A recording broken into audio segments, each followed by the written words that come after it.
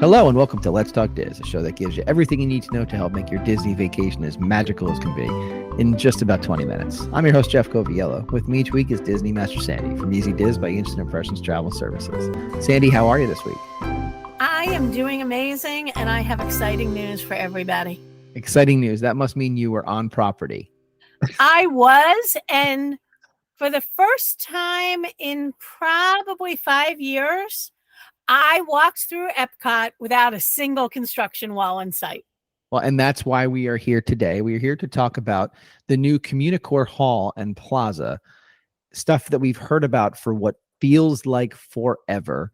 You got a chance to see it without those walls up, and you are going to explain to us what exactly it is, how it's going to make our Epcot experience better. It has so many parts to it, I'll be honest. Epcot obviously has gone over that transformation that they've talked about, and there was a lot of Epcot news coming at us for a long time. And this kind of throws a lot of different things together, a little different than I thought. But again, I've said I don't do change well. It has some great parts to it, and I think we'll really love some of the things that we get to see and do here now.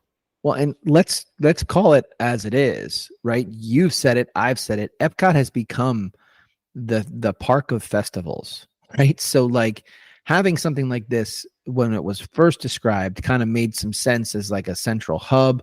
But before we even dive into any of that, the question that I have for you, because some people probably have absolutely no idea what we're talking about.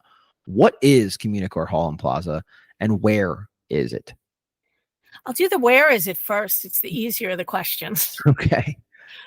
So if you've been in the park ever, or even semi-recently, you know you're going to come in, you're going to pass that big golf ball, as I like to call it. After that, you're going to get to Moana.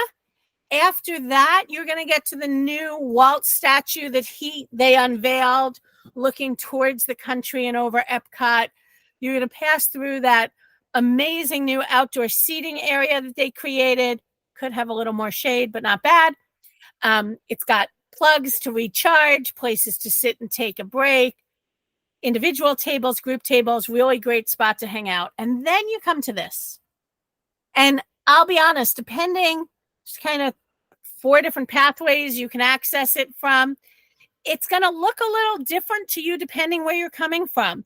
But it's going to be that last thing that you come to before that center bridge that walks you from Future World into World Showcase. Okay. So if you're... That's our where is it? Yeah, that's the where is it. Okay. Now, what is it? Because I think that's something that for those of us that have been paying attention to the construction at Epcot have really been trying to pinpoint for years. I'm going to give a big opinion here. Not that a lot of what I say isn't an opinion. Hot take.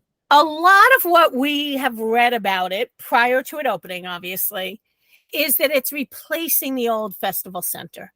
And I love the old Festival Center. The Festival Center is also a little bit of a weird term because it's been in 3 different locations that I can remember. Yeah, I agree.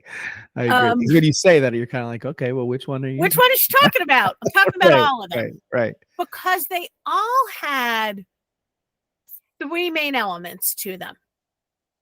They had shopping, they had workshops, and they had extra experiences. Right. It really depended what the festival was and what they have. If you listen to some of our old festival shows and my old memories, I'll tell you I've taken a flower arranging class, a macrame class. I've heard Imagineers speak. I've done cooking demonstrations, wine tastings, whiskey tastings. One of my biggest flops was bento box making. But I've loved all of these experiences all across all of the festivals. And when COVID happened, they kind of took it away for a while. The last festival center, as far as I'm concerned, and you're all going to go, where is this? It's not on the map. But if you've been a Disney fan for 25 years, they were using Millennium Village for a long time as a festival center. And that was the spot that when the millennium was coming, they added all those extra countries you could experience. But it's all about kind of what I call a big box space where they could do a lot of amazing things. That was my initial impression of what this was going to be. I'm going to hold out hope because I still don't understand the total purpose of one of the sections. But basically, this Communicore Hall has 4 different purposes that we'll talk about. So tell us about the highlights then of what you did get a chance to experience. And I guess in looking at it, what you think is yet to come, because we're in a spot right now. We talked about being the park of festivals. We're in a spot right now where we're without one, right? So we're waiting for one. So well, and I think the interesting thing, I've called it the park of festivals. I think at one point I calculated there was less than 30 days a year that there weren't festivals. Right, and that's changing. That is changing because Disney history for you. The festivals never used to be as long as they've been for the last 3 years. Right. When they went to park reservations and limited capacity for COVID, they expanded the length of festivals, hoping to get everybody in who wanted to go, not just people like friends of mine and myself who hit one festival 6 times then because it was so long. So now we're actually having periods of no festivals. Flower and Garden is over. Food and Wine hasn't started. Last year, I think they were 2.5 weeks apart. This year, they're like almost 2 months apart. So this is when this opened, there was no festival. That's why I said I'm holding out a little bit of judgment for another 6 weeks till we see. But one of the things that they did that was kind of highlighted for this opening was they have a new outdoor stage. And there is a special summer show. It's a limited engagement there until September 6th, 2024. Similar to how they did Dreams That Soar as a limited engagement. And if you haven't heard our show on that, hop back to show 230 and make sure you plan a night in Disney Springs because you'll hear it was a favorite for me. But I'll get back on track. This is a kid's favorite. It is Celebration Encanto. And it's a huge stage where they do some sing-along with, the words that bop along the giant screen in back of it. They do some trivia, lots of dancing for the motivators they have and the audience. The kids were having a blast. And then a brief appearance from Maribel and that guy that we don't talk about named Bruno. We don't talk about him. No. No. 6 shows a day right now. First show starts at 9:45 in the morning. Last show is at 3:25. But again, you're definitely going to want to check your app for the times. And do you have dates on it? It started June 10th and it's going to go through September 6th. So if my math is correct, that's going to overlap for when we have no festival, but then have Food and Wine, but not Correct. The entirety of Food and Wine. It is not the entirety of Food and Wine. It's the first 6 weeks of Food and Wine. So, they have committed to that date. It'll be interesting to see whether they do an extension come September 6th or whether they bring in a whole new show. Again, they're talking about things like there could be special entertainment there. This is not going to replace all of the entertainment that we see in American Adventure. That was actually what I was going to ask you, right? It's not meant to take the place of it. It's not going to be the new spot for all of like the Eat to the Beat concerts and all of that. It is nowhere near the size. It has a very, very limited amount of seating that, quite frankly, I saw more people sitting there when there wasn't shows than when there was, because if you're sitting in the seats, you're not going to see 90% of the show. I don't know what that means, so I'm going to come back to that, but go ahead. It's a spot, maybe the Jaminators to get them out of the sun, some of the regular entertainment we're used to, as well as some special performances. I think where we're going to see it used often and definitely festival specific is Festival of the Arts in January. That festival lends itself to so many amazing live entertainment options, and they always put up 2 or 3 extra stages just for that festival. So we may really just see a lot of things kind of move around. Is it the type of thing too where, and I know that these are groups you work with a lot, is it another presentation space for high school performance groups to play? From your lips to their ears, as of 6 years ago, they took performances in front of the public out of every park but Magic Kingdom. Right. And when we work with school groups, I'll be honest, they can do a Magic Kingdom performance, but they must be a marching band. Right. Or concert bands, symphonic bands, string bands, and choirs all perform in Disney Springs. Correct. And I'll tell you, being very honest and clearly going off script here, it gets expensive for the groups and it's hard for the kids because especially groups that I work with who have a band and a choir performing in Disney Springs, logistically, Disney does all the bands in a row and then resets the stage for all the choirs because the setup is obviously so drastically different. Yep. And so if you've got a school that has a band and a choir, they really don't get a park day. Their whole day is spent either getting ready for a performance, performing, or watching another group perform. So unfortunately, no, I have not heard of school groups coming back here, but feel free to write a letter. I'd be very happy. I'll get right on that. You mentioned that there's the seating was not ideal to see the show. Is it the type of thing where it's covered? Are we getting out of the rain? If it's raining there, is it shaded? Like how is it? I'm confused by how you described the seating. So I'm confused by how they designed it. Okay. So I'm going to give you kind of that visual like I like to do. And instead of coming from the front of the park, we're going to come from the back of the park. Okay. So coming from World Showcase. We've just entered from World Showcase. I can see the stage, which is covered. And about 15 feet in front of the stage is covered. And in front of the stage, I see a big concrete pathway. And then to the left in front of it, but on the left side, there's some nice AstroTurf. In front of it on the right side, there's some AstroTurf. And equal, it's kind of divided into thirds. The middle section is concrete. Okay. Off to the right of the AstroTurf are about 24 tables that are covered. So they're on the side of the stage and set back, and they will have a view of all of the people standing on the grass. That's what they'll see. They won't see through it.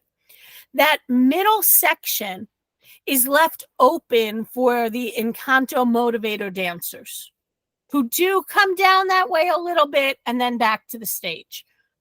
But there's this whole perfect center section that guests visiting can't stand in. So you've got 2 sections of lawn. There is no seating in what I would call that prime area. And there is no coverage in that prime area. It's hot, it's sunny, and you will get wet if it rains. Okay. So it sounds Anybody listening to me, Imagineers? What were you thinking? But it does sound like that then it's also going to maybe play into the shows that are designed for that space. Yes, I think they're going to see a lot of different things come there. Again, short-lived. We may see multiple things a day there. If you remember back when I covered festivals back in 2022, they used the American Adventure stage, and the first half hour of the day, Voices of Liberty sang.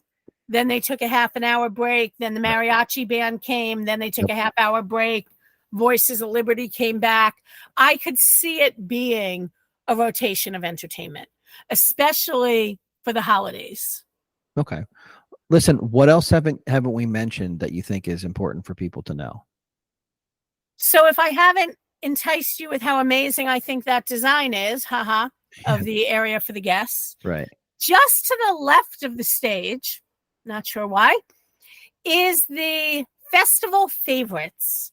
It is a glass enclosed kind of quick service snack booth, going with the idea of an open chef's kitchen is how they refer to it.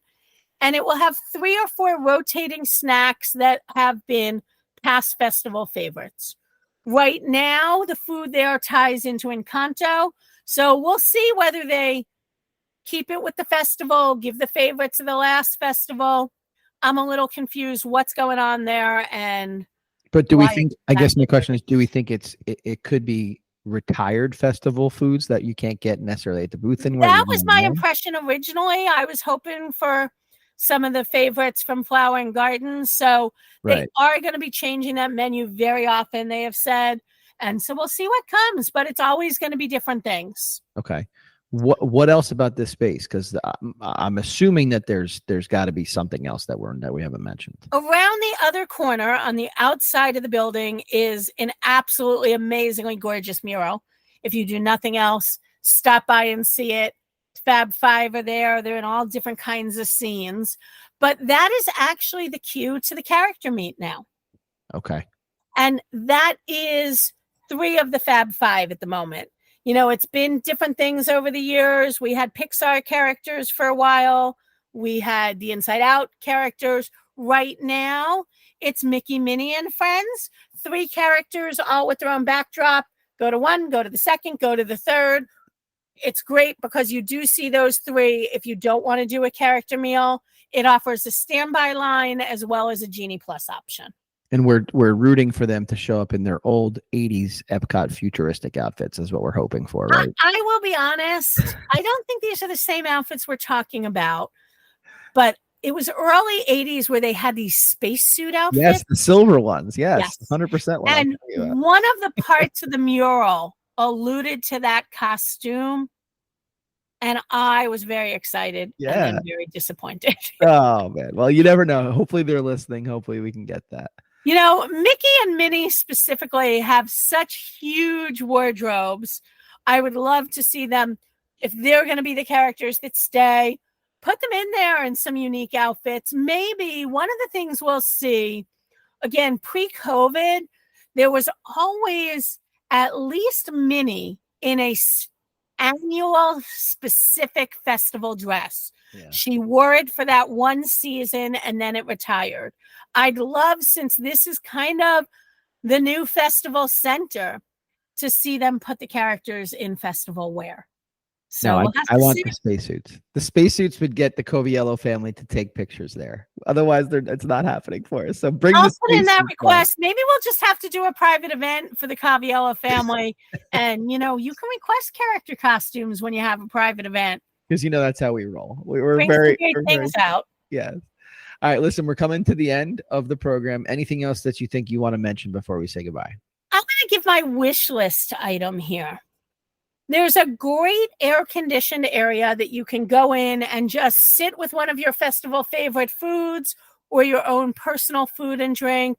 Lots of tables and chairs.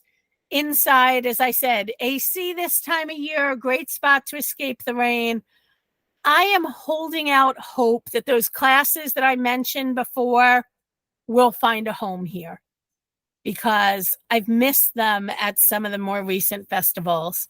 They're not hugely expensive, so I honestly have to assume they don't make them a lot of money. They're $15 to $25 a class, but it's such a great opportunity to try new things, and especially the food and wine with the cooking demos.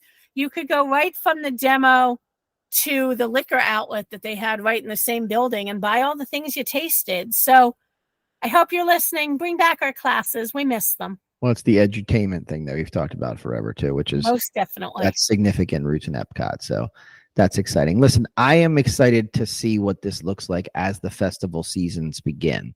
And I think that having it open not inside of a festival really has limited what we're able to see of what it might become as these festivals start to kick off. So I appreciate you taking the time to get down there and give us the lay of the land, quite literally where it is, and then explain what it is. I think it's going to be a nice feature for folks to spend some time at. And I appreciate your expertise on it. My pleasure. We'll be back and we'll tell you all about Food and Wine Festival when it kicks off and all the things it did or didn't accomplish. It's coming. It's coming soon. Have a great week. You too. That's a wrap this week on Let's Talk Diz. If anyone you know could benefit from this or any show, please share on your Facebook and Instagram for other Disney fans to enjoy. And don't forget to reach out to the folks at Easy Diz by Instant Impressions Travel Services for any Disney destination planning. Make it a great week, and as always, keep making memories.